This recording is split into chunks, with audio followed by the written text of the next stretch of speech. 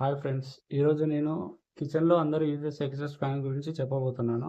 Actually ఈ exhaust fan అనేది మా ఇంట్లో మేము ఫిట్ చేసి ఆల్మోస్ట్ ఒక 1 ఇయర్ అయిపోయింది. కానీ దీన్ని మా మమ్మీ వాళ్ళు యూజ్ చేయట్లేదు. ఎందుకనగా దీనికొచ్చే సౌండ్. మీకిప్పుడు ఇది వినిపిస్తుందా సౌండ్?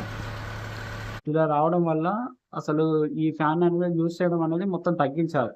తగ్గించడం వల్ల మాకు ఎగ్జాస్ట్ ఫ్యాన్ 2 కూడా ప్రాబ్లమ్ అయిపోయింది. ఎగ్జాస్ట్ ఫ్యాన్ ఉండి కూడా ప్రాబ్లమ్ అయిపోయింది. యాక్చువల్‌గా దీనికి ఒక సొల్యూషన్ నేను తీసుకొచ్చాను. యాక్చువల్‌గా ఇలాంటి ప్రాబ్లమ్ మీరు ఎన్నో సార్లు ఫేస్ చేసుంటారు. వేరే వాళ్ళ ఇళ్ళలో గాని, మీ ఇంట్లో గాని ఫేస్ చేస్తున్నారు. దీనికోసం నేను ఏం చేశానంటే మా ఇంట్లో డైరెక్ట్ ఫ్యాన్ రెగ్యులేటర్ ఉంటుంది కదా! ఫ్యాన్ రెగ్యులేటర్ అనేది దీనికి ఫిట్ చేశాను. ఫిట్ చేసినప్పుడు ఏమైతుంది అంటే ఇక్కడ మనకు చూడండి స్ ఫ్యాన్ అనేది 5లో ఉంది. 5లో ఉన్నప్పుడు మీకు ఆ సౌండ్ ఫేస్ చేస్తున్నారు కదా! ఇప్పుడు నేను దీన్ని 3కి తీసుకొచ్చాను. 3కి తీసుకొచ్చినప్పుడు ఇక్కడ సౌండ్ మొత్తం పూర్తిగా తగ్గిపోయింది. ఇంకా తగ్గించాలనుకుంటే 2కి తీసుకొచ్చారనుకోండి, అసలు సౌండ్ లేదు. కానీ ఇది పర్ఫెక్ట్‌గా వర్క్ అవుతుంది. యాక్చువల్లీ ఈ ఫ్యాన్ అనేది 2400 ఆర్‌పిఎం అనమాట. దానివల్ల ఇలాంటి ప్రాబ్లమ్‌ని మనం ఫేస్ చేస్తున్నాం.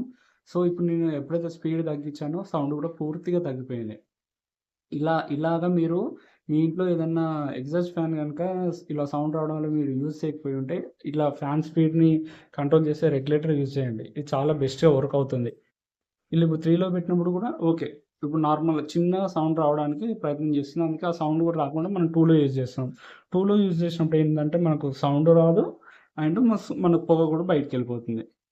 అలా అన్నమాట. మీరు ఎగ్జాస్ట్ ఫ్యాన్ యూజ్ చేస్తున్నప్పుడు ఇలాంటి ఒక ట్రిక్ యూజ్ చేయడం వల్ల మీకు చాలా హెల్ప్‌ఫుల్ అవుతుంది. అండ్ మీరు వేరే వాళ్ళ ఎవరైనా ఇంటికెళ్ళినప్పుడు ఇలాంటి ఏదైనా సౌండ్ ఫేస్ చేసినా, ఇలాంటిది ఏదైనా ఉన్నా వాళ్ళకి ఈ వీడియో షేర్ చేయండి.